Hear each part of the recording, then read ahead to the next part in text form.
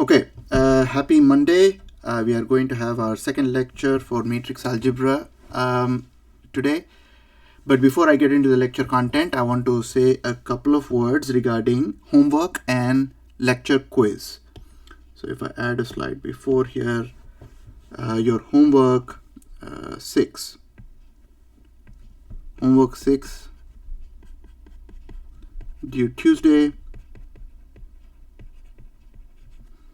on Gradescope, and I'm going to be releasing lecture quiz number 6, which is going to be released today, Friday, at 2 p.m. on Gradescope.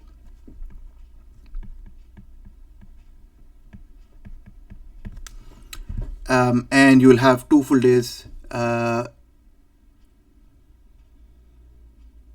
What do you mean? The homework is due Monday?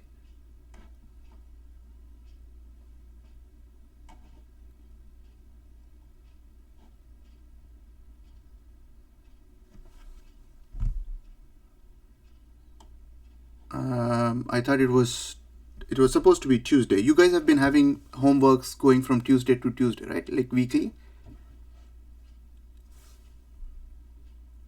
All right. In any case, I will clarify this. If this was Monday, then I'll change it to Tuesday. Whatever you guys have been following in the first half of the semester, I'm going to try to keep consistency over there. So we are going to have that lecture quiz today, July 16th, and you will have until July 18th to do this.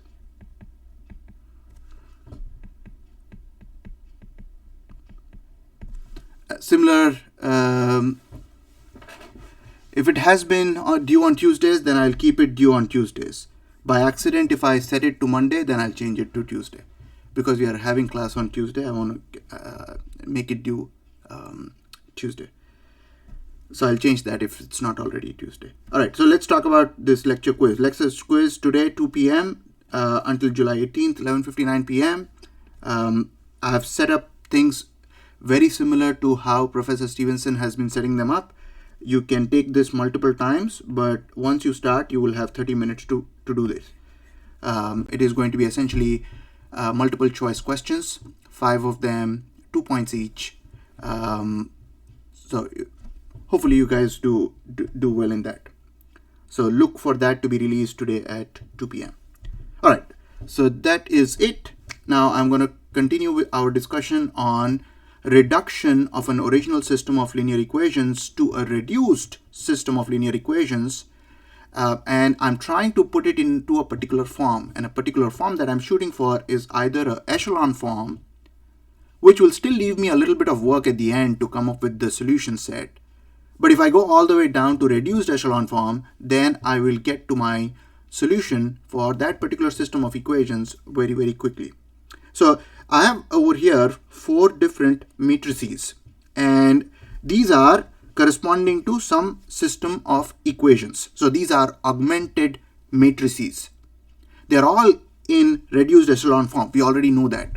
So we don't have to go ahead and check. They're already there. Now, what I'm going to do here as an example is for each of this matrix, I'm going to describe its solution. So let's start with matrix B. If you look at matrix B, the last row over here is simply 0x1 plus 0x2 plus 0x3 equals 0. So that's all the row of all zeros. We have put it at the bottom. That doesn't give you any solution, any useful information there. But if you look at the row above that, we know that x3 equals 7. The row above that, x2 equals -2. The row above that, you get x1 equals 3. So I can say that matrix B will have a unique solution.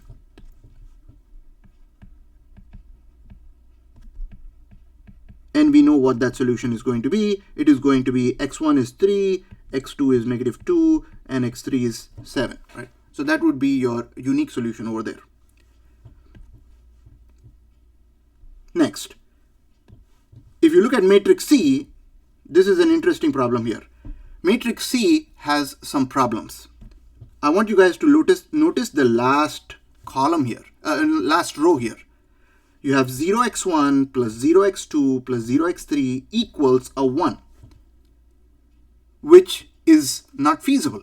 This leads us to an inconsistent system of equations because of that last row. So if you look at this and try to write out the corresponding row equation for this, you get 0x1 plus 0x2 plus 0x3 equals 1, which essentially means that this system is inconsistent. In fact, if this was any value other than 1, even then it would have been an inconsistent system of equations. But the reason we have this as a 1 is because of it being in the reduced echelon form. We said it is already in the reduced echelon form, and we know that for a reduced echelon form, the leading non-zero value should be always a 1, right? So our staircase will go something like this, right? These guys should be our leading ones. But because you have that as a row, which corresponds to a row equation, and that row equation is inconsistent. So that is an inconsistent system of equations, which means that I can say matrix C has no solution. The system of equations are inconsistent. Next, for matrix D, let's try to see. Actually, for matrix D, I'm going to try to write the equations out. So for matrix D, I've got the last row here doesn't give me anything. It says 0 equals 0. So that's not of much use. But if I look at this row and then this row, and I'll try to write the row equations that correspond to that over here.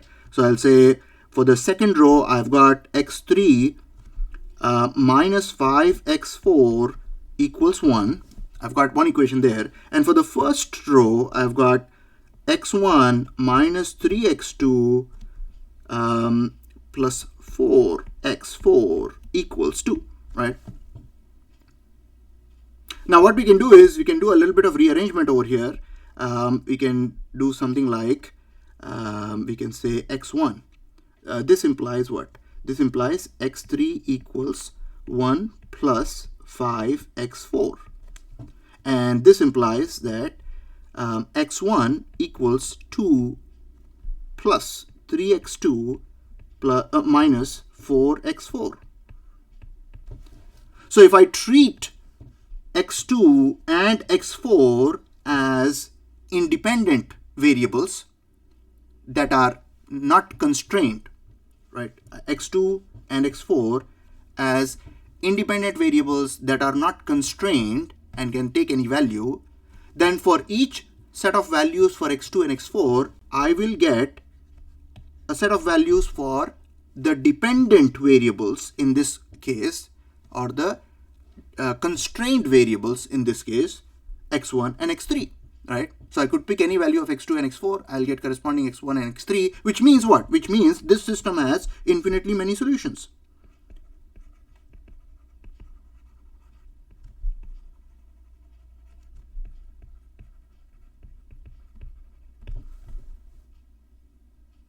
Please ask questions if you need some clarification.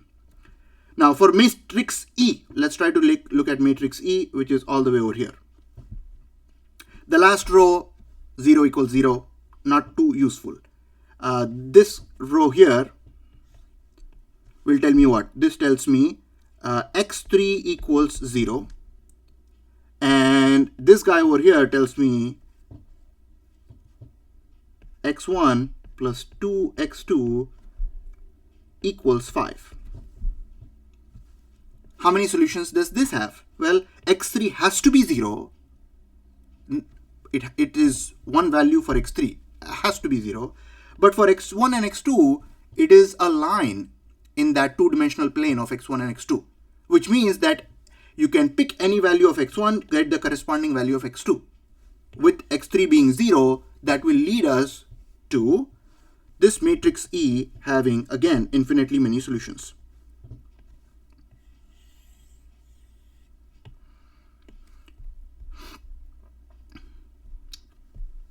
And actually, let's try to see what we can write for the set of solutions. For the set of solutions, what I'll do is, what can I pick for x1? Well, I can pick some value, say t, some arbitrary value t for x1, right? It could be any value.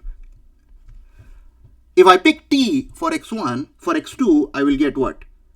5 minus t divided by 2. That is based on this equation right here. And then for x3, it has to be a 0. So you can plug in any value of t over here and get infinitely many solutions for the system of equations described in matrix E. Questions about this discussion here? You got a unique solution for B, you got a no solution for C, infinitely many solutions for matrix D and E. Next. We have already seen something happen in matrix C in the previous example. And that was that if you have the last non-zero row in the augmented matrix has A, which is your coefficient matrix, and B, which is the column vector of your right-hand side constants. The last non-zero row of your augmented matrix, if it has its leading one in the last column, then the linear system has no solutions. This is exactly what we saw in the matrix C in the previous example. So if I go back and refresh your memory here, this is your last row which has a non-zero element. And if that non-zero element happens to be in the rightmost column,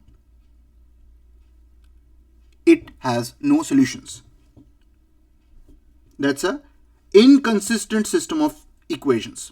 So that's how you could recognize. You simply look at the last non-zero row, and if it has this particular form, a bunch of zeros, but you have this one at the very end, that will lead to this particular linear equation, which is inconsistent. So that's how you recognize an inconsistent system. Now, let's continue our discussion on how do you perform the Gauss elimination or go all the way down to reduced row echelon form with the Gauss-Jordan elimination. So let's suppose you have a matrix B. Then if you reduce it down by using row operations, then you will, and you go all the way down to reduced echelon form, then there is a unique matrix C such that B and C are row equivalent. That means that they have the same set of solutions. And C is obtained by doing those row operations that we talked about. So, and we have gone all the way down to the reduced echelon form. By the way, reduced echelon form is a unique form, which was not the case for echelon form. So the theorem here says any matrix can be transformed to one and only unique matrix in reduced echelon form. And the way we are going to look at this, or almost prove this informally, is by going through a series of steps in the next example on the next slide, and we will validate this theorem by doing that. The assumption that I'm going to make over here is matrix B, your augmented matrix, has at least one non-zero entry. This particular slide will help you have a very, very systematic approach to reducing an original system of equation to a reduced echelon form. But you know, all of these are steps, so these are statements. But as you don't need to memorize them, but in case you want to have sort of a reference to what your steps look like, these are your 6 steps. And these 6 steps take you all the way to reduced echelon form. If you want to stop at echelon form, then you only need the first 5 steps. That will stop at echelon form. You will have some back substitution work left over, a little bit of cleaning up to do at the very end, and that we call as the Gauss elimination method. But if you include the step 6 over here, then you go all the way down to reduced echelon form. So let me just capture, and this is for any m by n matrix. So let me briefly go through these steps. Locate the first column that has a non-zero entry. The first column that contains a non-zero entry, we are going to try to make that a 1. while you are doing step 1, if it is necessary for you to interchange the first row with any other row, just so that you can have that leading 1 in the leftmost column, you can do that. The third step is I need a leading 1 all the way to the left in my first row. And if that value is not 1, but if it is a, then you need to divide the entire row by 1 over, multiply it by 1 over a, divided by a, just so that you can get a 1. After I get a 1, I'm going to add appropriate multiples of row 1 to the remaining rows so that the other entries in that same column become a 0. So I'm going to make it a 1 to get my leading 1, and then I'm going to use that 1 to make the other entries in the same row, in the same column, a 0. Then you repeat this same for the other rows so that you go all the way down to your echelon form. The only difference between echelon form and reduced echelon form is that the columns that contain the leading ones, the other elements in that have to all be zeros. And the way you get your zeros in that particular column of leading ones is by using that 1, the leading 1, and then adding multiples of each non-zero row to make that into a 0. So with step 6, you are looking at columns with the leading 1. So maybe maybe looking at just the words over here is not very clear. But what I'm hoping is once we start putting this into practice with this example, you guys will be a little bit more comfortable with those 6 steps. So we have a system of equations over here. We have 4 unknowns and we have 3 equations. Our goal is to transform this original system of matrix to its reduced echelon form by using row operations. So the first step I'm going to do over here is I'm going to transform this, first write out my augmented matrix. So I've got 2 here, 0 for x2, 1, -1, 1. That is my first equation. Then I've got 1, 1, 1, 1, and 2. That's for the second equation. And I've got -1, 3, followed by 2 zeros, and then a 1. Right? So that becomes my augmented matrix. Next, with this augmented matrix, I could move row 1 up to get this particular leading 1 to be a 1. So let's just do that. Let's just perform that. So I'll say I'm exchanging row 1 and row 2. So if I do that, I've got 1, 1, 4 ones, followed by a 2 there, and then I've got 2, 0, 1, -1, and 1. The last row remains as is.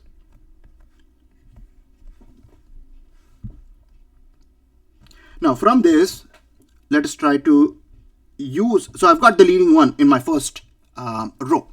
So I'm good there. By using this 1, I will try to make this into a 0, and I will try to make this into a 0. And I'm going to do that in one step. Let us try to see if I can do that. So I've got an arrow over here going down. What I'm going to do over here is, let me make this into blue so that you guys can see what I'm doing in the steps. So I'll say row 2,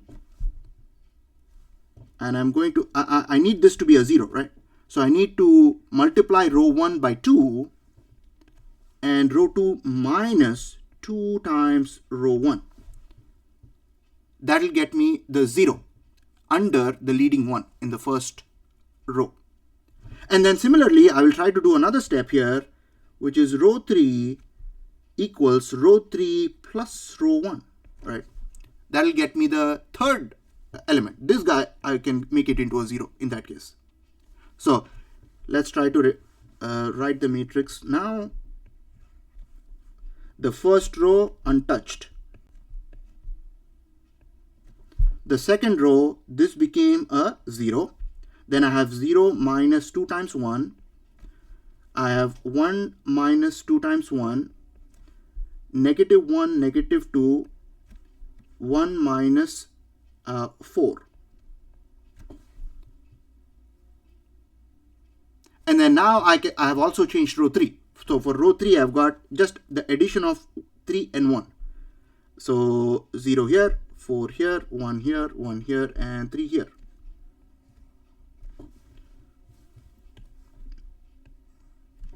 So you see, all of these guys are looking good. I've got the leading one, and I've got the other non-zero entries, other entries in that same column to go to a 0.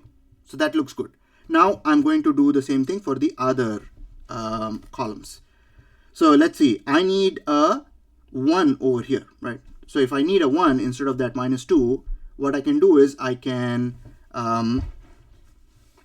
should I divide that by -2?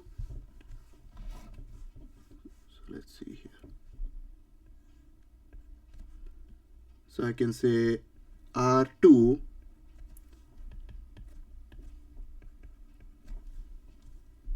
and I'm going to divide that. Oh, by the way, I can just multiply it by -1, right? I can do negative R2 divided by 2. If I do that, and I'm going to keep this all the same. So I'll copy this guy from here and I'll paste it over here. And the only thing that I'm changing is row 2. So I'll erase that. I've got this to be a 0, and I've got that to be a 1, and I've got this guy to be a positive half. Then I've got this guy to be a negative cancels out, and then you have got 1.5 over there, and then you have got 1.5 over there.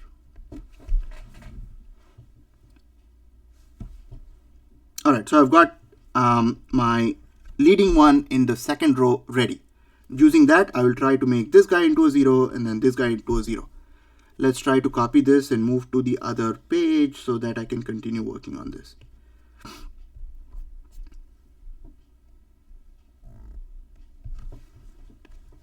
So now the steps I'm going to take is row 1 minus row 2, and the other step is going to be row 3 minus 4 times row 2.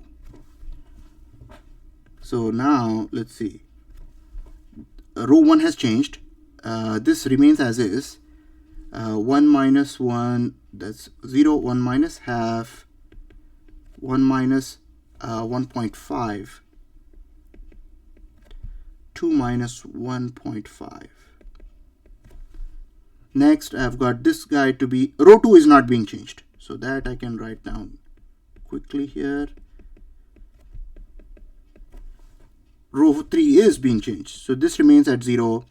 4 minus 4, 1 minus 4 times half is 2. So 1 minus 2, 1 minus what? 4 times 3 by 2. That is going to be 1 minus 6, negative 5. Next, I've got 3 minus 4 times 3 by 2. That is going to be 3 minus 6, which is negative 3 here. I'll just do a cleanup. Next, and I'm going to continue. So, you know, see, I'm done with column 2 here. I've got those two to be a 1. And I hope you guys will be okay if I just multiplied the third row with a -1. If I do that, this will become positive, this will become positive, this will become positive, which essentially means that I've got my leading one in the third row. The only thing that I have to do is make this into a 0 and make this into a 0. So if I need those two to go to 0, hopefully this will be my last step here. So I need row 1 to be row 1 minus, I would have to do row 3 divided by 2, and then to change row 2 I need row 2, the same thing. So if I do that, yes, I'm changing row 1, this will be 0, 1, this will be 0. I'll get 1 minus, half minus half, 0. Then I've got negative half minus, what is that? 5 divided by 2, right? So I'll get what? Negative 3 over there. Then I've got half minus 3 divided by 2. So that's going to give me negative 1. I'm done with row 1. Row 2 is also changing here. This doesn't change. However, this becomes a 0. Then I've got, oh, did I do something wrong here? Let's see. No, I think I'm okay. So I'm writing the second row now. 0, 1, 0. Then I need 1.5 row 2 minus, so 3 by 2 minus 5 over 2, right? So that would give me negative 1 here as well. And then the last entry here is 3 over 2 minus 3 over 2. Okay, so that goes to 0. The last row remains as is, 0, 0, 1, 5, and 3. Erase all of these guys, clean up. Okay, so what does this tell me? This essentially tells me my system of equations that, so I've got the echelon, I've got this into my echelon form, right? So I've got this into echelon form. I can start reading out the equations now. So from this, the equations will be, let me write those equations in black. I've got x3 plus 5x4 equals 0. Then I've got x2 minus x4 equals half. Am I doing this right?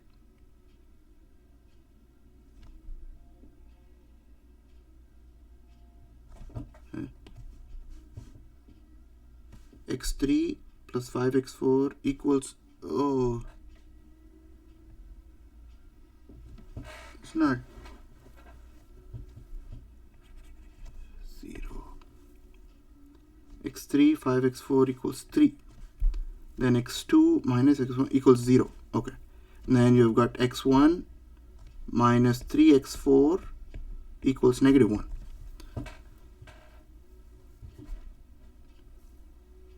Right. So if you have this, what you can do is do some rearrangement. You can write x1 as negative 1 plus 3x4. And you can write x2 as x4. And you can pick x3 as 3 minus 5x4. So this can be your set of solutions. And there are infinitely many solutions because I can have x4 as my arbitrary independent variable, which is not constrained. And for any value of x4 I pick, I will get a particular value for x1, x2, and x3. Right? So I have infinitely many solutions. Questions about this?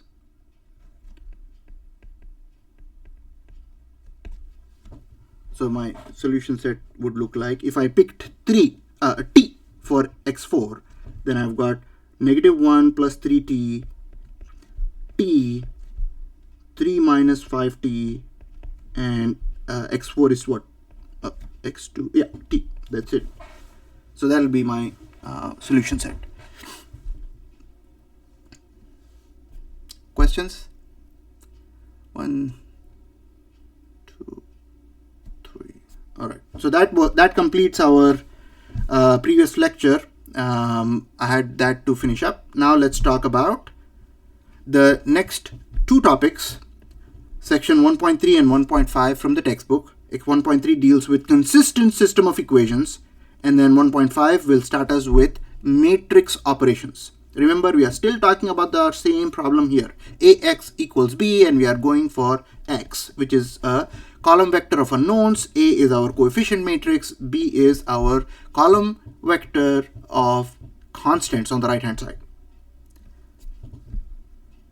This is a quick recap of section 1.1. If you have any system of linear equations, you are going to have three possibilities for the solution sets. That is in general. No solutions, system is inconsistent. Exactly one solution or unique solution, the system of linear equations meet in a point. System has infinitely many solutions. So it can be zero solution, one solution, or infinite solution. Those are only the three possibilities here. What we cannot have is a system of linear equations that has exactly k solutions, where k is a finite integer greater than or equal to 2. So you can have two solutions. You cannot have three solutions. You cannot have four solutions. You cannot have that. 0, 1, infinity. That's it. But what we can do is, with some more information, we can eliminate one or two possibilities from these three possibilities. For example, if we have more variables than equations, then we cannot have a unique solution. Think about it like this. If you have three planes, right, that are intersecting, you have more variables than equations. So let me take two planes. These are three-dimensional planes, which means that two planes, three equations, right? Three unknowns.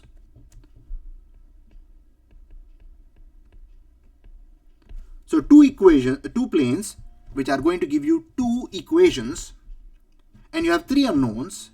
But those two planes, if they have, if they are intersecting, then they will intersect in a line, which is infinitely many solutions.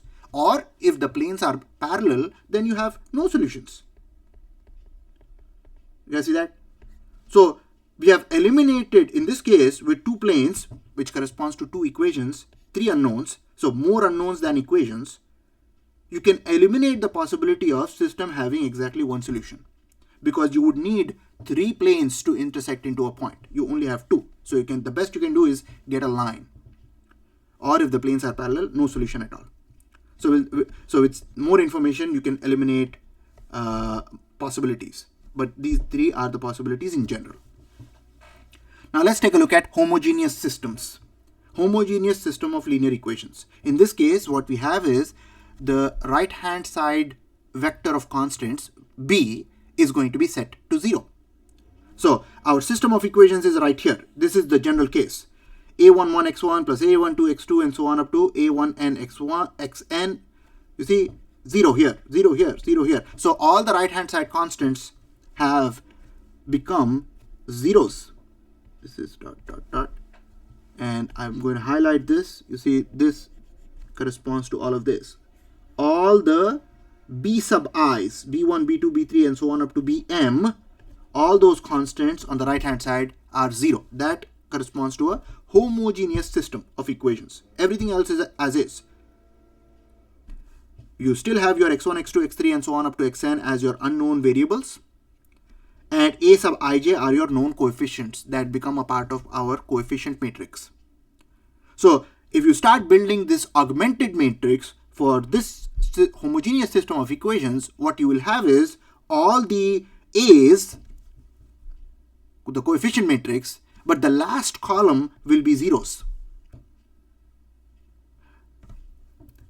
What we can say about the solution set of a homogeneous system is that a trivial solution will always be possible. So you see, if I set all the x's, all the unknowns to a 0, then 0 equals 0 will be a trivial solution. That is always going to be the case. So a homogeneous system of equations is always going to have a solution, which is the trivial solution, which is all the unknowns are 0. So that is always going to be the case. I can highlight that over here. This is always going to be there. System has exactly one solution, which is the trivial solution.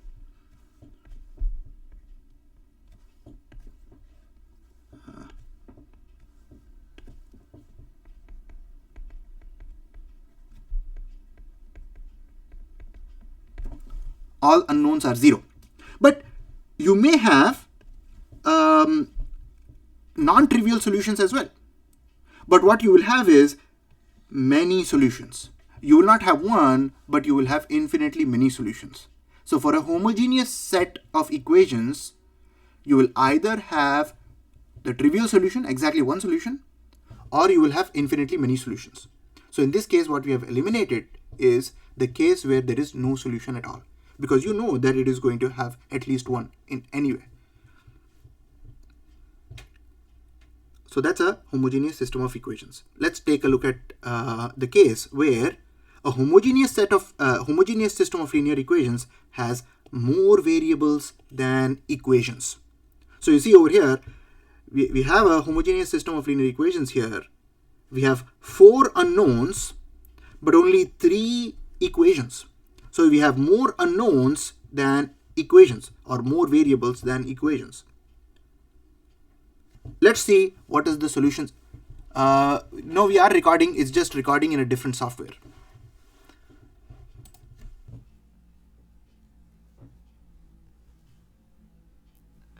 So let's continue. Augmented matrix.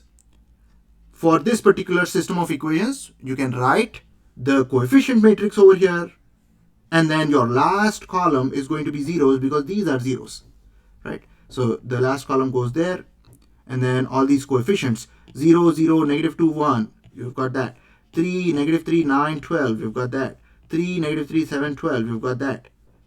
So you've got the augmented matrix in this case, and this represents the original system of equations. If you take this and perform all those row operations to get an equivalent reduced echelon form, this matrix will reduce down to that. I want you guys to notice this. This particular column here of all the B's has not changed, and it will never change because of this. You perform row operations, all you're doing is manipulating zeros with zeros. So no matter how many row operations you do to this homogeneous system of equations, the final form, your reduced row echelon form, will also be homogeneous, because the row operations, you scale them, you subtract, add, you are never going to be able to change those zeros. So that's a quick note here, that if you start with a homogeneous system of equations, then your row reduced echelon form will also be homogeneous. So that's your reduced echelon form. Now let's try to observe the solution set here. Using this, you can write out these 3 equations. So you've got x4 equals 0, you've got x3 equals 0, then you have got x1 minus x2 equals 0. How many solutions does this have? What do you guys think? How many solutions does this have? Infinite. That's exactly right. x3 has to be a 0, x4 has to be a 0. However, with x1 and x2, all you need is for them to be equal. So for example, the solution set could be t, 0, 0, right? For any value of t, you have got a solution. So infinitely many solutions in this case.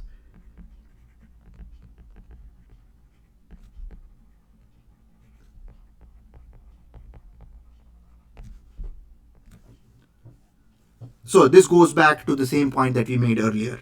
If you have more unknowns than equations, then you are going to get infinitely many solutions. That's an example. This supports that, right? So this was pointed over here. We can eliminate. We have more variables than equations, then we cannot have a unique solution.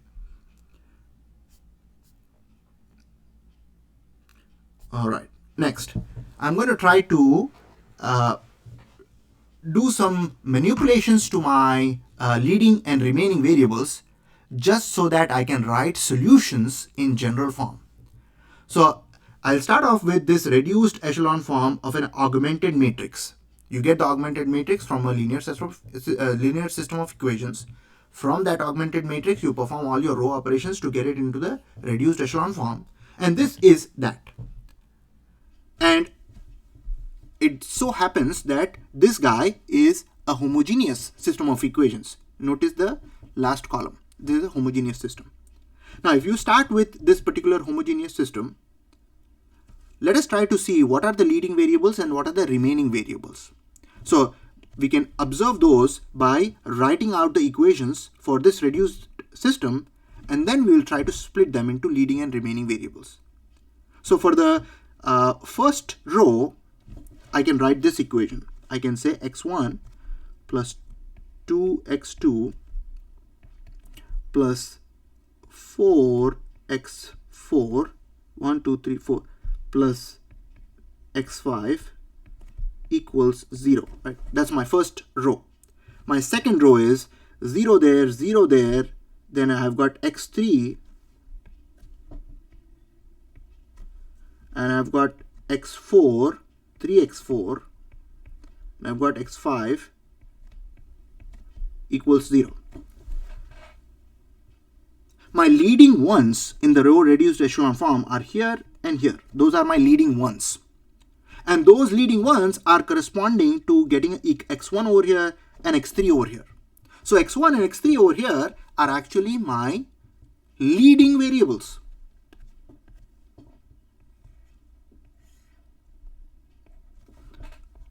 Leading variables. And similarly, you know what the remaining variables are going to be. You have your x2, x4, all of these guys are your remaining variables. Let me remove the constants from that. You have x2, x4, x5, x2. All of these guys shaded in yellow, those are your remaining.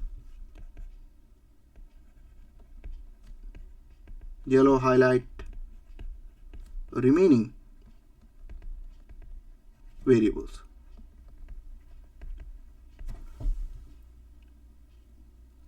Now, what can you say about the system of equations? Well, what you can do with this leading variables and remaining variables is this. Let me draw a separator here, then I will continue. You can move all the remaining variables onto the right hand side. Leave the leading variables on the left hand side. You can have x1, too big, x1 equals negative 2x2, negative 4x4, negative x5. And similarly, you can say x3, the leading variable, equals negative 3x4 plus x5.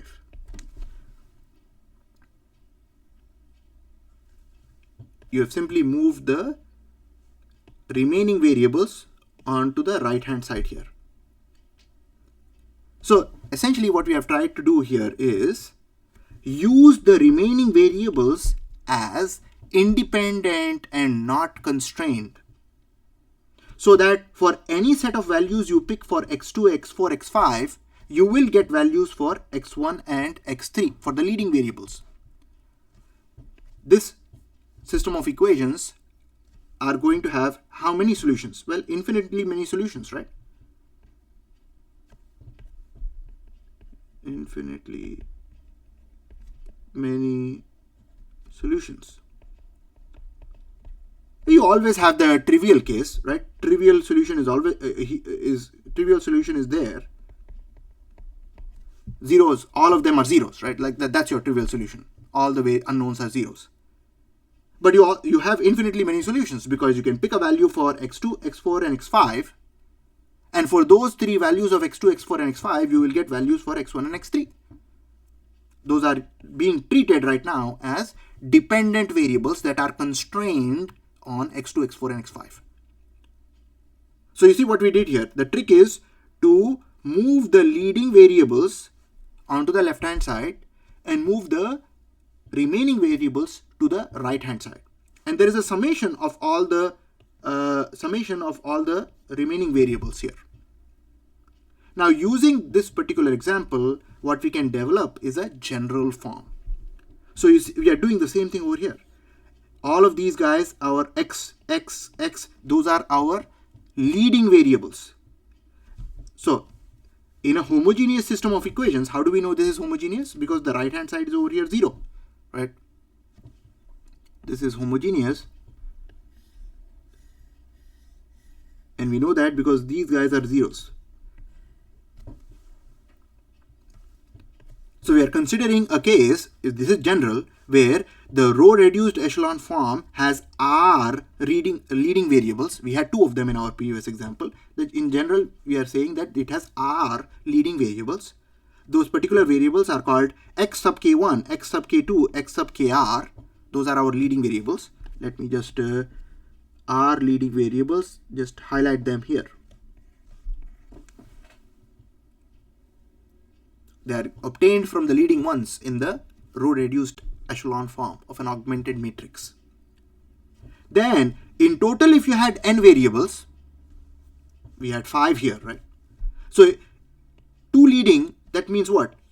3 of them will be remaining, x2, x4 and x5. So similarly, if you have n variables altogether, unknowns are n, then if you have R leading variables, then you will have n minus R remaining variables. And if we have more variables, n, than equations, what are we going to have? N is greater than R. In our case, 5 greater than 2. That is when you have more variables than equations. We had what? Equations were 2, but we had 5 unknowns. So our n in our previous example was 5. In our previous example, this was 2. And if that is the case, the row reduced echelon form has this particular structure after you reorder the columns. You're doing that in order to write the leading variables first. So you see, leading variables are all over here, plus there is a summation over the remaining variables, and we are indexing the remaining variables as j here, and you will be left with their particular coefficients and the variable itself. So for example, if I look at this and try to compare it with my previous example, where was this? This was right here. Right? For the first equation, it was this, 2x2 plus 4x4 plus x5. Remaining variables, they have their coefficients and they are getting summed up. That's exactly what we have over here. So leading variable plus a summation over remaining variables. Right hand side 0 because homogeneous. Similarly, you have all those R equations for the R leading variables. Now let's suppose that this is okay. What we can do next is move this summation onto the right hand side. And the moment you do that, you have this set. All your leading variables are on the left hand side, R of them, and you are writing that as negative summation over all the remaining variables with their coefficients. Exactly what we did over here. So if I go back, now what does this tell me? This tells me that any leading variable is being expressed as a linear combination of the remaining variables. So if I put any value, any arbitrary values for the remaining variable, then I will always get some solution for the leading variables. You can always do this. You can always assign arbitrary values to the remaining variables on the right hand side so that we get infinitely many solutions to the system, including the trivial solution because there is a homogeneous system. So this helps us with a theorem, which is the homogeneous system of linear equations. When you have more unknowns than equations, it will have infinitely many solutions. Questions so far?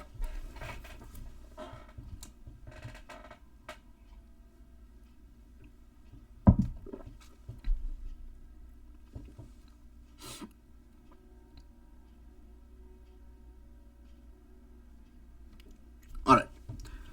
Now let's try to look at more unknowns than equations, but we are not going to focus on homogeneous. We are going to look at in general, right? So when you have in general case, then you will also have the right hand side constants to be maybe non-zero, right? at least one will be non-zero. So that's what we are going to consider next. Now consider the linear system of equations with more unknowns than equations, but with general values for b sub i's, the right hand side constants. Earlier we had them as zeros for the homogeneous system. Now if the system is consistent, then it will have infinitely many solutions, provided the system is consistent. So combining these two, why is it going to be infinitely many solutions? If a system is consistent, then what do you know? You know that it has at least one solution, right? At least one solution. But there are only two possibilities in that case. One solution, unique solution, or infinitely many solutions. But because you have more unknowns than equations, you will not have just one solution. You will have infinitely many solutions. So if a system is consistent, when you have more unknowns than equations, then you will have infinitely many solutions. Something like we said earlier, 2 planes, 3 unknowns, line, infinitely many solutions. So for this kind of a case, in general, where you have more unknowns than equations, this general, you will have 2 possibilities for the solution set. One is no solution, which means what? Planes were not intersecting. It is an inconsistent system. It's an inconsistent system. No solution. Or if the system is consistent, you will have infinitely many solutions. So only 2 possibilities. The possibility that it has a unique solution is no longer going to be there because you have more unknowns than equations. Let's take a look at that. Let's take a look at what are those equations, and you can develop multiple cases over here. So let's take a look at the reduced row echelon form of the augmented matrix, and we'll try to develop this general case. We have r leading variables, n minus r remaining variables, and n variables altogether. Exactly the same way as we set up the equations before. You have all your leading variables over here, r of them. You have all your remaining variables over here, j of them. And on the right hand side, you have all your constants, b1, b2, so on up to br. Right? So instead of having zeros earlier, right, all of these guys were zeros for the homogeneous system. Now we have some constants over here. However, if you look at the last equation, there's a small chance that you could have on the left hand side a 0, which essentially means that all the coefficients are 0, right? 0x1, 0x2, 0x3, and so on. But on the right hand side, you may have some value, b sub r plus 1. This value could be a 0, could be a 1. If this guy is a 0, then you know 0 equals 0. That will tell you that it is a consistent system. However, if this guy is non-zero, and for it to be in reduced echelon form, this has to be a 1, right? So if it is non-zero and 1, you know that the system is inconsistent. That's why we have this. You may have this, right, in some cases. So let's say we might have r equals 0, which means that you have no leading variables, and we might have a leading one in the last column, right there. So this statement over here, we might have r equals 0, and this corresponds to this guy right here.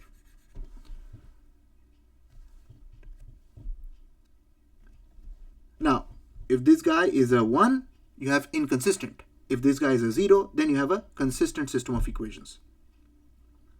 Now what we can do is, we can again keep these leading variables on the left hand side, and we can move the remaining variables that have been summed up with their coefficients onto the right hand side. And that will be your solution set. What I'll do is, based on this same thing, I will try to do an example over here. I've picked a augmented matrix that has been reduced to a row reduced echelon form. I'm going to do the same thing, split it into leading variables and remaining variables, and talk about the solution set. So from the first equation, what do I get? I get x1, that's my leading variable. And what I can say is x1 actually equals 5, which is b1 in this case, minus, I'll put all the of all the remaining variables after that. So I've got minus 2x2, x3 is not there, plus x4, and minus 4x5. You guys see that how I'm doing this? Based on this, I'm writing this, and I'm doing all of the same things in one, right? I'm splitting them into leading and remaining variables. I've got x1 to be my leading variable for this. I've got b as 5 here on the right hand side constant, and I've got all of these as my remaining variables, and I've put them onto my right hand side. So x1 is that. Similarly, I can write it for the next one. What do I have for the next one? Leading variable is x3, and x3 is going to equal 1 minus, I have 2 and 3 for x4 and x5.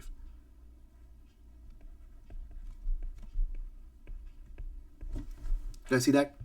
So I've got these two cases. Can you guys tell me about the solution set here? How many solutions are we going to have in this case?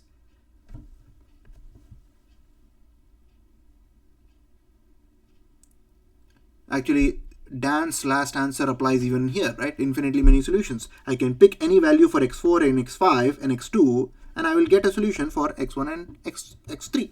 So we have infinitely many solutions here.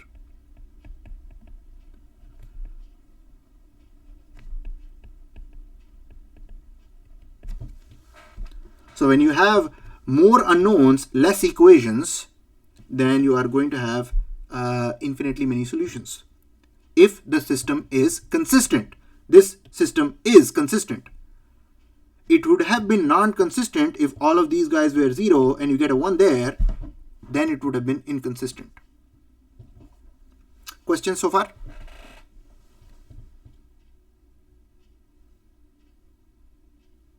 Okay, so using this, we can develop these three cases. This is general linear systems. If that value b sub r plus 1 was a 1, that will tell you that the system is inconsistent and you have infeasible solutions. Solutions are not possible. No solution. This particular value cannot be a 1. We saw that. This guy cannot be a 1. That would mean 0 equals 1. That's why the system is inconsistent. That's infeasible solutions. Or you can have a unique solution when two things have to happen.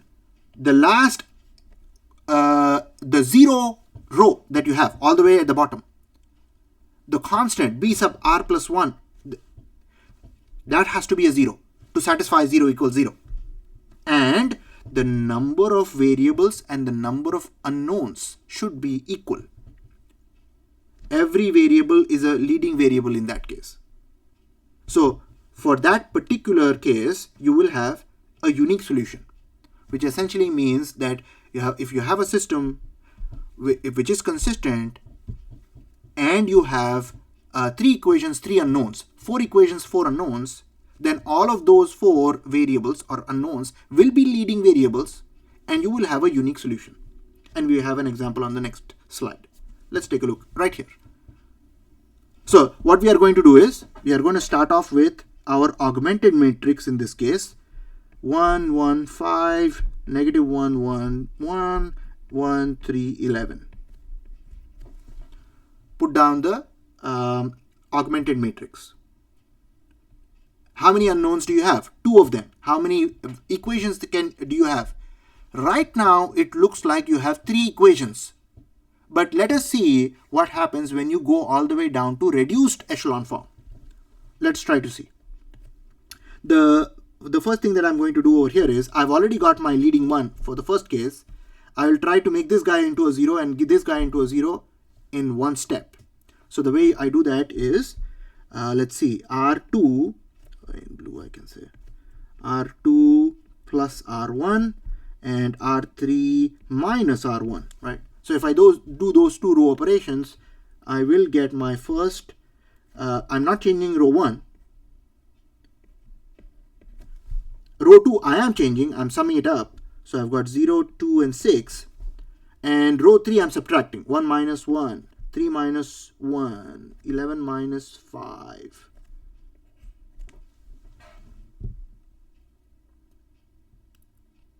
You guys see that? All right. So once you have this, I need this to be into a identity, right? 1001 form. So what I'll do is I will try to divide the second row by, and you can already see that the second equation and the third equation are exactly the same. So you really don't have 3 equations, you have 2 equations. So 2 equations, 2 unknowns, you will get a unique solution. You can already see that coming. So let's see. Row 2 divided by 2. If I do that, I'm going to get 115, 013, 026. And using this, I can try to make the other 2 guys 0. So I can say row 1 minus row 2, and I can say row 3 minus 2 times row 2. Right, so I'm using that 1 to make the other 2 guys. Right, so now I can say what? I can say row 1 is going to change. 1 minus 0, 1 minus 1, 5 minus 3. Then I've got row 2 doesn't change. And then row 3 is minus 2, right? So it'll be 0, 0, and 0, right? So you see, the last equation is not giving us any useful information. It is just 0 equals 0. 0x1 plus 0x2 equals 0. So, but it tells us that it is consistent, right? So this tells us that it is consistent. This is going to tell us that it is consistent. And if it is consistent, 2 things can happen. Many solutions or 1 solution. So which one? Well, you have 2 equations, 2 unknowns. So you will have exactly 1 solution. So what are the solutions? You have x2 equals 3 and x1 equals 2. You are going, that is a unique solution. So system has to be consistent, and the number of unknowns and the number of equations has to be the same. So that's sort of our point over here. But you can have this last case that we saw an example for over here. If with infinitely many solutions, if the BR plus 1, B sub R plus 1 is 0, that means our system is consistent, and the number of unknowns are greater than the number of leading variables,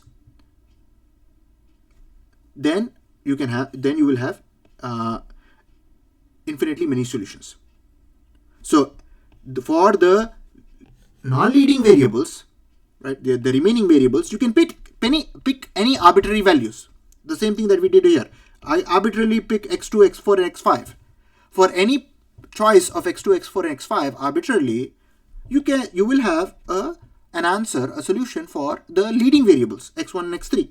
So you pick anything for the remaining variables, non-leading variables, and then you will have a solution for the leading variables given by this equation.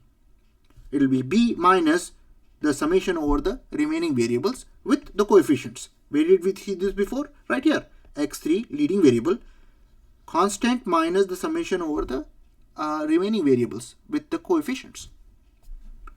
Questions here. Cases, general. This is for the general case.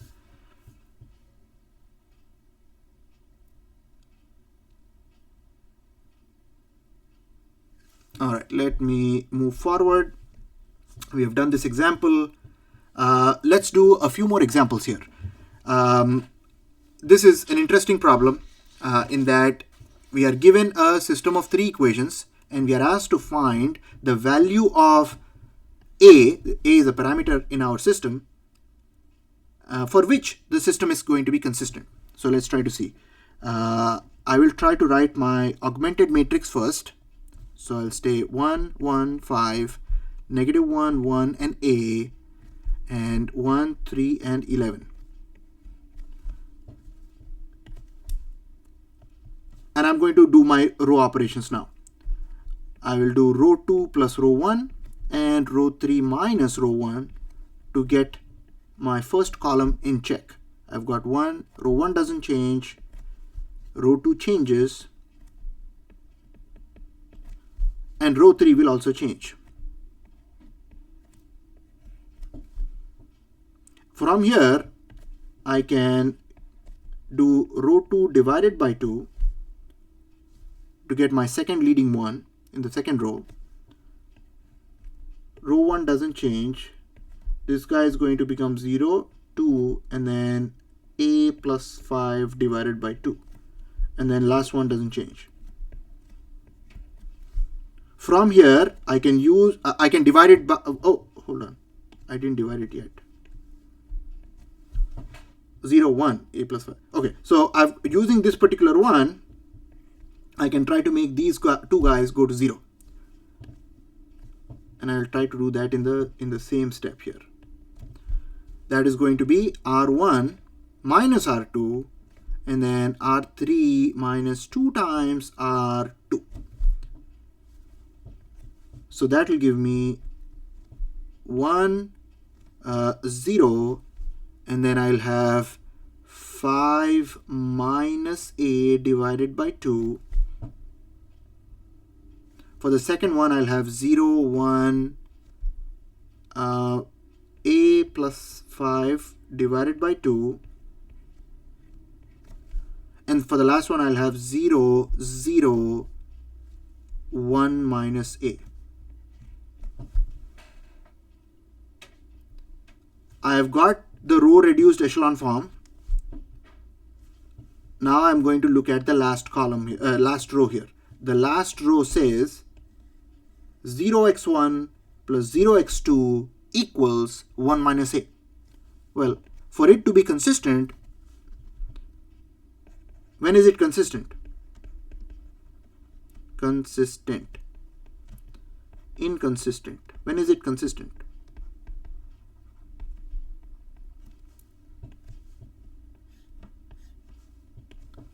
When a equals 1. Exactly. So when a equals 1, you get 0 equals 0, and you get a system. You get a consistent system.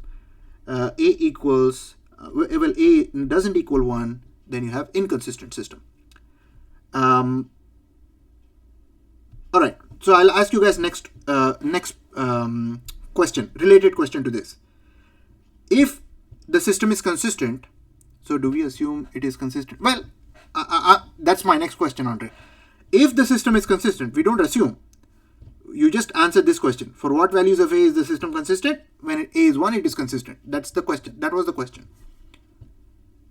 Next, given this system of equations and the system is consistent, how many solutions do you have here? Okay, what can we say about the solution set here?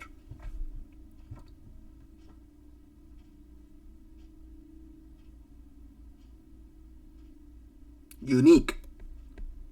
Exactly right. Unique solution. If a equals 0, if a equals 1, this last row is 0 equals 0, and then you will be left with two equations, two unknowns. You will have a unique solution. For any choice of a that is going to be a 1, you will have a unique solution.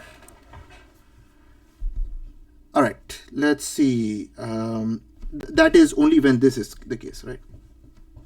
When a doesn't equal 1, then you have inconsistent, so no solution. Questions about this example?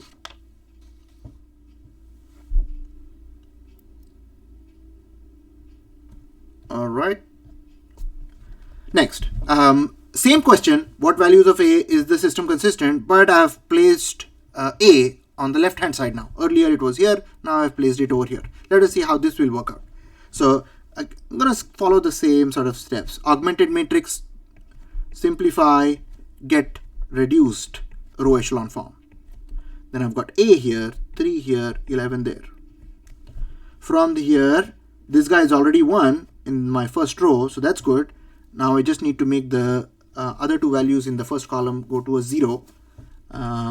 So row operations for that, row 2 plus row 1, and I've got row 3 minus A times row 1. If I do that, I'm going to get row 1 to be the same, and then row 2 is going to change to 0, 2, and 6, and row 3 is going to change to 0, 3 minus A, and 11 minus 5A. Now I need my second leading one in my second row, so I'm going to do row 2 divided by 2, and if I do that, I'm going to get the same row 1, row 3 becomes row 2 becomes half, and then the same third 11 minus 5A. Next, I'm going to try to make the values go to 0 in the second column. So for that, I have doing this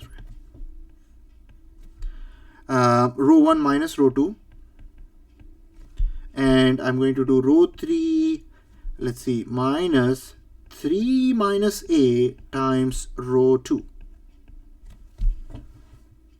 So if I do those two, I am going to get 1 here, 0 here, 2 here. Second one doesn't change, 0, 1, 3. The last one will become 0 here, 0 here, and then negative 2A plus 2. So we are again going to focus on this particular last row here, and it is going to be consistent and what?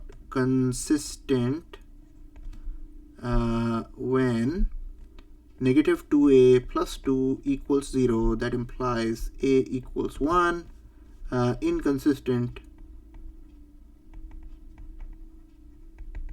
A doesn't equal 1. So same answer, just by luck, but you see a different view of this. So that parameter A was with the equations in this case. Let's see. How about the solutions? Do we have a unique solution, or what do we have?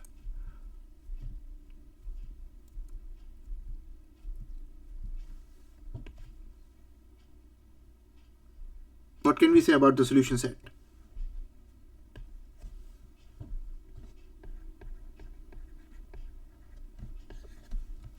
It's going to be a unique solution, right? Because x2 equals 3 and x1 equals 2. All we needed all we needed is A to be a 1 to make it consistent. That's it. If A is 1, then you will have that solution, 2, 3. Unique solution. All right, questions here.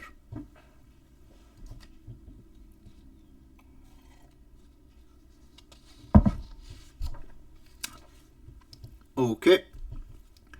A different example. Let's try to do the same steps here. A is at a different place. Let's try to see. This one is 1, 2, going for the augmented matrix here. A and 5. I'm going to try to do the reduced one, R2 plus R1. I've got 1, 2, 4 for the first row as is. For the second row, I've got some. So 0 here, and then A plus 2 there, and then 9 there. And then from here, what I can do is this. Oh, let's stop here, actually. If you stop here and try to look at this, if you look at this guy, you can go all the way down to reduced echelon form, but in order to comment about what values of A this system is consistent, you only need to go this far. So if what happens where, so let's say case 1, we can talk about two cases here. Case 1, if you look at the last row here, A can be negative 2, and case 2, A doesn't equal negative 2, right? So if A equals negative 2, what do you have? A equals negative 2, case 1. What kind of system is it?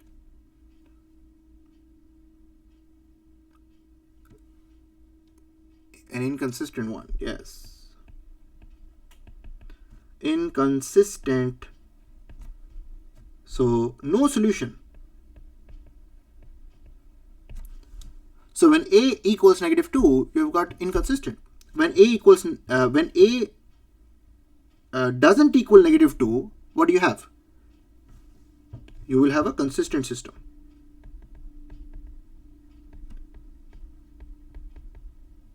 And if you have a consistent system, you have what? 2 equations, 2 unknowns.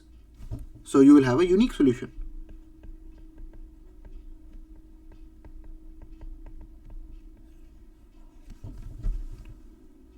So the answer over here, for what values of a is the system consistent? Well, a doesn't equal -2 is the answer. Right? So it's kind of interesting. This guy, there was one value of a that was making it consistent. Over here, they are all values except for -2 that are making it consistent. Questions about this example?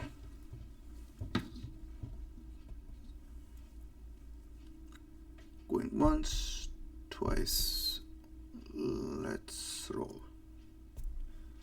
Now let's talk about matrices. We'll take a look at some basic matrix operations today, and then we'll continue our properties of matrix operations when we meet next week. So matrices, you have already seen a bit of this already. A matrix is what? It's a rectangular array of numbers. It's a symbolic natural language that is allowing us to describe our linear system of equations.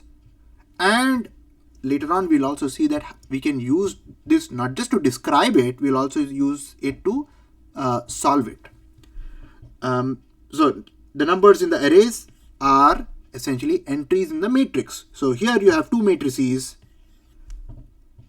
This one has a size, how many rows? 3 rows. How many columns? 2 columns. So this guy has a size of 3 rows and 2 columns. And the next example of here of a matrix is 1, 5, and square root 2. And it has 1 row and 3 columns. So the size of this guy is 1 by 3. I've just wrote that down over here and here. Matrices vary in size. The size is going to describe whether the number of rows, the size is what describes, the size is described by counting the number of rows first and then counting the number of columns. So how many horizontal lines do you have? 3. How many vertical lines do you have? 2. So 3 by 2.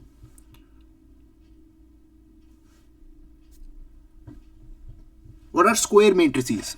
For a square matrix, you have n rows and n columns. Essentially, you have the same number of rows and columns. Then, so this particular coefficient matrix, well, this is a matrix. Some matrix A has n rows and n columns. So this is a square matrix of order n. And the entries in the main diagonal or the principal diagonal are right here, all the way down to here. That is called your main diagonal or the principal diagonal. It's a square matrix. Can we do matrix addition? Yeah, it is very easy to do matrix addition. All you need to do is, if this was matrix A and this was matrix B, all you do is you do element by element addition. So to get row 1 column 1 in the result, you take row 1 column 1 of first matrix, row 1 column 1 of the second matrix, add them to get your row 1 column 1 of the resulting matrix. So you do this corresponding to where the location is, right? Adding together the corresponding entries in the 2 matrices. Let me ask you this. Based on this, can you say that matrix addition, is it commutative?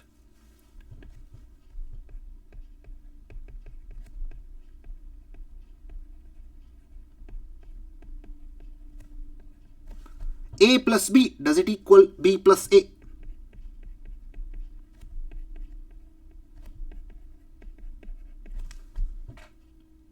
Yes. So matrix addition is commutative, right? So the answer is yes. Because what you're doing is adding entries. So instead of adding 3 plus 2, you would add 2 plus 5, but no matter what, you would get 5. Similarly, you can take any other element. You can take something like this guy and this guy to get this guy. So you can either do 5 plus 1 equals 6, or you can do 1 plus 5 equals 6. No matter what, you get 6. So matrix addition is commutative. The order of addition doesn't matter. But there is one thing that you have to be careful about, which is the size of the matrix while you do addition or even subtraction. Subtraction works exactly the same. The size of the matrices have to be exactly the same. In other words, if you have two matrices with different size, then you cannot add them, you cannot subtract them. This example, however, has 3 rows and 4 columns, 3 rows and 4 columns. So the answer comes out to be 3 rows and 4 columns. All the matrices that are getting added or subtracted would have the same size. Questions here about matrix addition.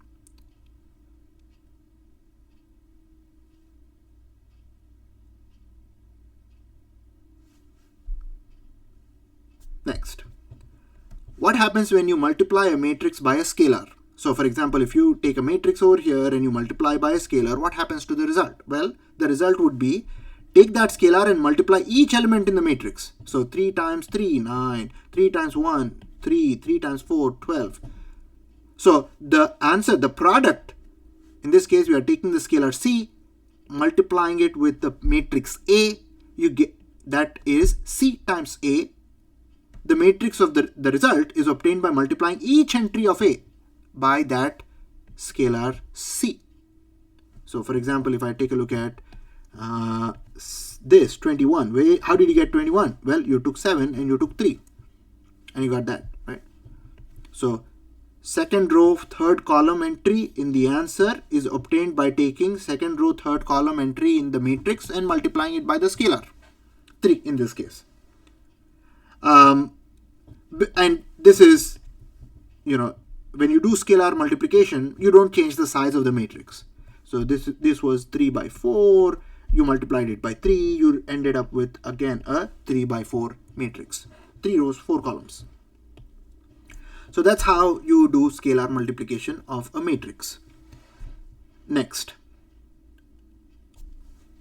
matrix multiplication is where I wanted to get to, because this is a little bit different. It's unique. It's different from addition and subtraction of matrices. So over here, there has to be certain rules to satisfy in order for you to be able to do matrix multiplication. The rule is this: if you want to multiply two matrices, you want to multiply matrix A with matrix B. It depends on the size of the matrix. If, say, the matrix A has m rows and r columns, and if matrix B has r rows and n columns, because these inner dimensions match, r here, because they match, you will be able to multiply them because of these two guys matching.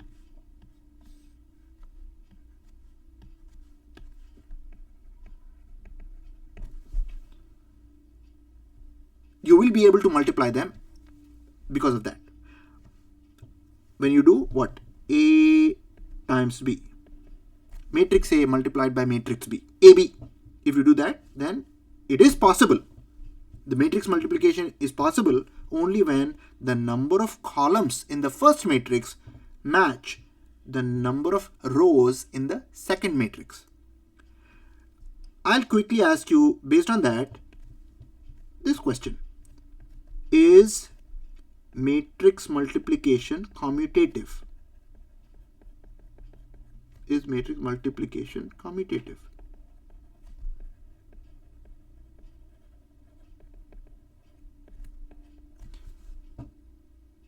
A times B, is it the same as B times A?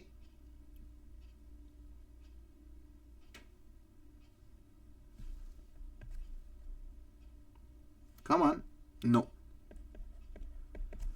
The reason is, you see, if you were doing, let me write it out over here. If you were doing A times B, then the size over here was M by R and this was R by N, and because these guys matched, you were able to do it. And actually, A times B will have the size M by N. The M coming from here and the N coming from here.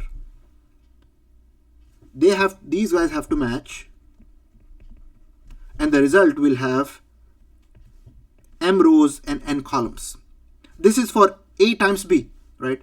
But if you took the same matrices A and B and you did the multiplication this way, this was what? The size of B R by N, size of A M by R in the case that we are considering. Clearly, they do not match. The inner dimensions do not match. No match. So matrix multiplication is not possible here. Matrix multiplication not possible. So clearly you can see that it is not commutative. In one case, when you did A times B, you got an answer which was the matrix of size M by N. But when you reverse the operands AB, you made them BA, matrix multiplication was not possible here. So clearly you can say matrix multiplication is a matrix operation which is not commutative. Now, how do you actually do the multiplication? How do you actually do matrix multiplication?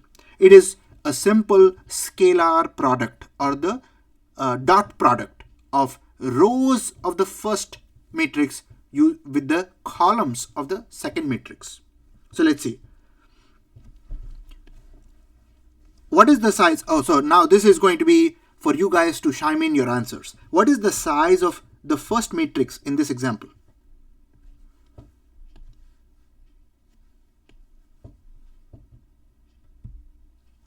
Two by 3 is absolutely right. What is the size of the second matrix in this example? 3 by 3. Is matrix multiplication possible? Excellent. Because of this matching this. Yes, it is possible. What is the size of the resulting matrix? 2 by 3. Excellent. 2 from here, 3 from here. So 2 by 3, right? So let's see. I'm going to put in some, in order for me to find the answer of this multiplication, I need 2 rows and 3 columns, which means I have 6 entries to find, right? I have 6 entries to find here. This would be my 2 by 3, the answer, the result. How do I find each entry? Well, let me pick one and let's try to find out. What would be the index of this particular entry? What is the index here? Tell me the row number and column number of this particular entry highlighted in pink.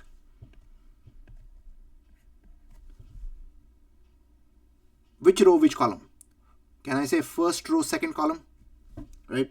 First row, second column, right? If I wanted the first row, second column entry in the resulting matrix, the way I obtain that is by taking the first row of the first matrix and doing a dot product with the second column of the first matrix, second matrix. First one with the second one. Yes, first row and then second column. So what would be the value? Well, how would you do scalar multiplication?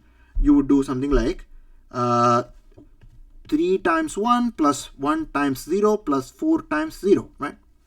So you would do 3 times 1 plus 1 times 0 plus 4 times 0 to get a value of 3. That goes right there. You guys see it?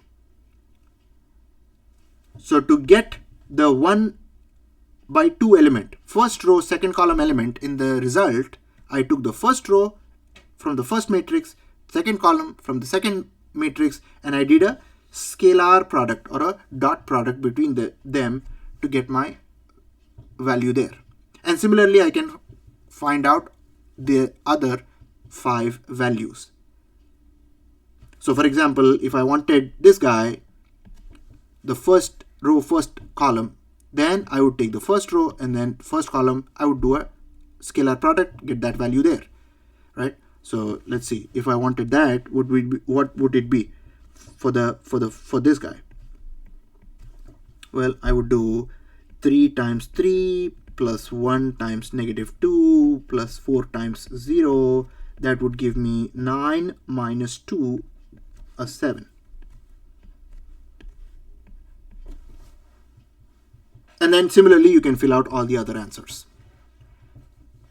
So in terms of being consistent with the size of the matrix, you have to make sure that the inner dimensions match, right? The number of columns in the first matrix has to match the number of rows in the second matrix. Only then matrix multiplication is possible. And the way you do that is by taking each row of the first matrix and doing a scalar product or a dot product with the columns of the second matrix. Questions about how do you do matrix multiplication? And you guys can, I'm hoping that you guys can figure out all the other, how do you enter all the other values? Okay, next. Now, having said that about the matrix multiplication, what we can do is we can set up our system of equations in the matrix form. So you see over here, we have a system of equations. How many equations do we have? We have m equations. How many unknowns do you have? You have n unknowns.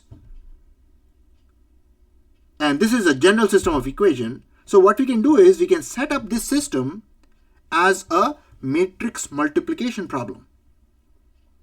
So on the right hand side, what do you have? You have this guy to be a coefficient matrix A.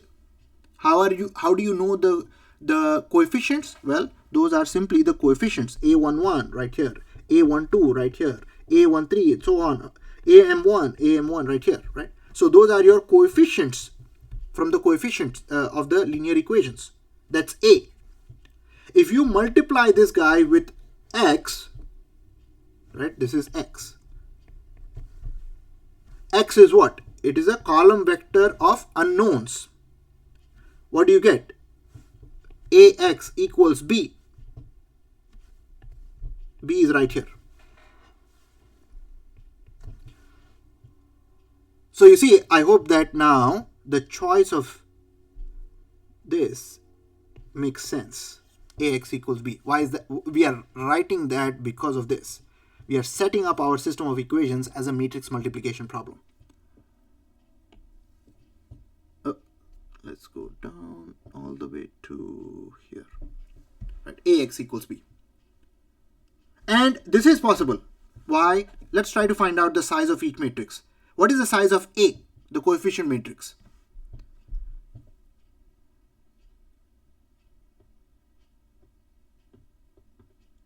You guys can do it.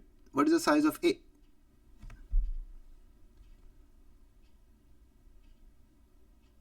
All right. M rows n columns. Yes, m rows n columns. What about the size of X?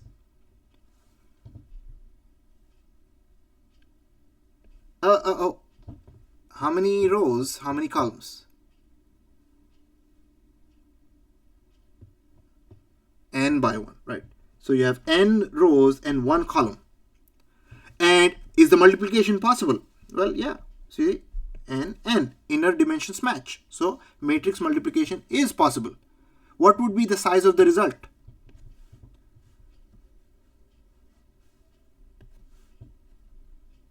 What would be the size? M by 1, right? So m from here, 1 from here. So m rows and n columns. Where is that? Well, right here. So B, our column vector with all the right hand side constants, it's a column vector, which means all of this is one column, right? These are, all of this summation will end up with one value, so on up to mth value. So this particular column vector has the size m by 1. M rows, 1, 2, all the way down to m, one column. All of this is one column. And the way you compute these is what? Suppose you wanted this value. Suppose you wanted this value, right? If you wanted the second value, what do? You take the you wanted 2 by 1, right? So how do you get 2 by 1? You take the second row with the first column. You take the second row of the first matrix and you take the first column of the second matrix. You multiply them as a dot product and you get that. So you have essentially transitioned this linear system of equations into a matrix multiplication problem as Ax equals b, where A is known coefficients, X is column vector of unknowns, and B is known constants on the right hand side. All we need is X. That's what we need to find. All right, so let's see. This is from the last slide. So if with our system using coefficient matrix, you can set it up like this. Ax equals b. So this is Ax equals b. Coefficient matrix, column vector of unknowns, and then you have your right hand side constants. One thing that you have to be careful about is your size, right? This is m by n. M by n, this is n by 1, this is m by 1. So there are n unknowns, but there are m equations. Okay, let's take an example here and let's try to set up the matrix multiplication for this particular example. So Ax equals b, right? Like that's how I want to set it up as. How can I do this? I want to set it up as this. Ax equals b. That's how I want to set it up as. So let's see. A is going to be my coefficient matrix. 2, -3, and 5. And then I've got 5, 1, and -2. That's my A. X would be the column vector of unknowns. I have 3 of them. X1, X2, X3 equals what? Constants on the right hand side, 7 and 4. That's how you set it up. So from a system of equations, that's how you set up the matrix multiplication. Now let's see. Let's note the size. First one is 2 rows, 3 columns. The second one is 3 rows, 1 column. The inner dimensions match with 3 and 3. So the answer should be what? 2 by 1. And it is. 2 rows and 1 column. 7 and 4 are the values.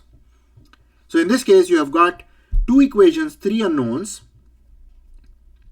And when you solve this, and if it happens to be a consistent solution, then you get infinitely many solutions in this case. But right now we have just set it up as a Ax equals b problem.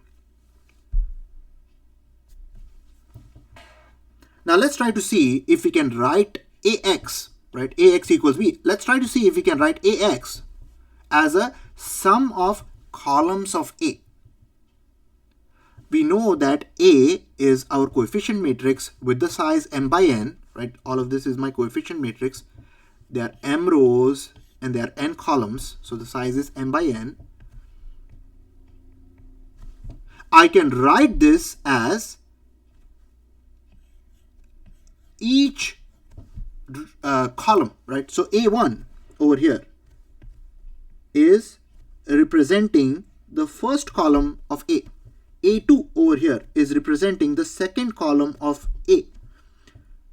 An is representing the nth column of A. So you're writing A as all the elements, right? M by n matrix. But if you represent each column as a column vector in this case, then you can write A as, this is what? This is n columns.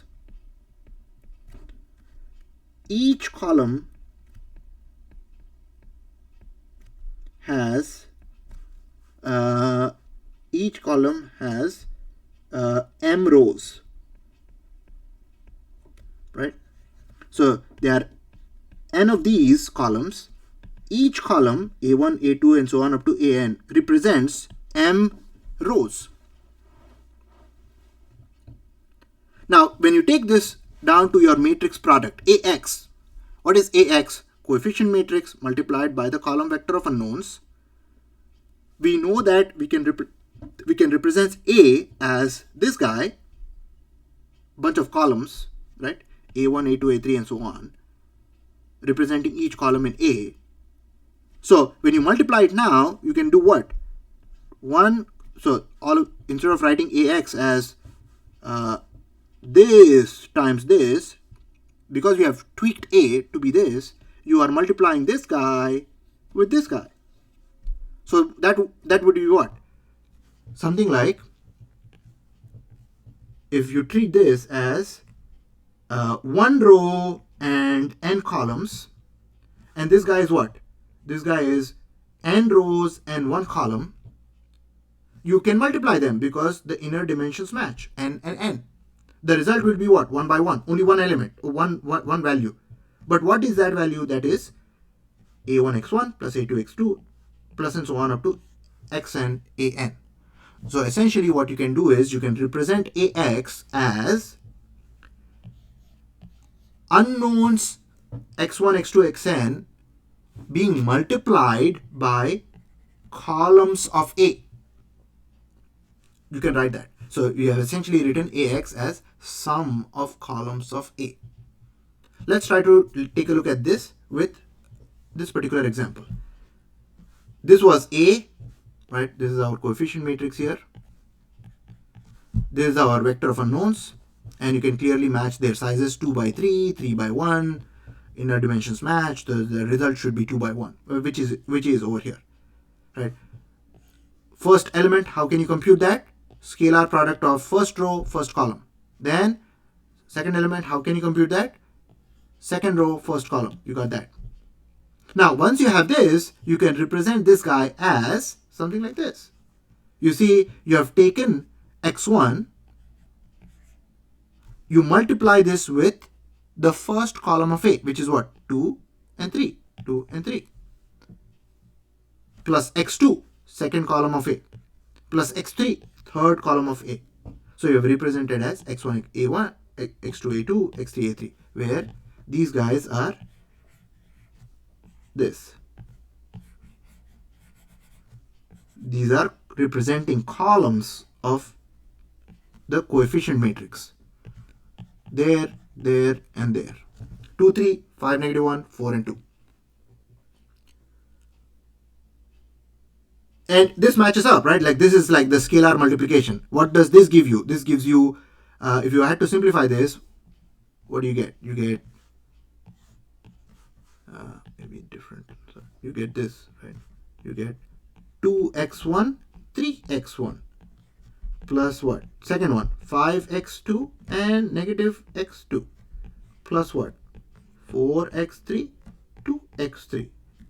If you add all of them up using the matrix addition property, what do you get? You get this guy back, right? The two equations that you have.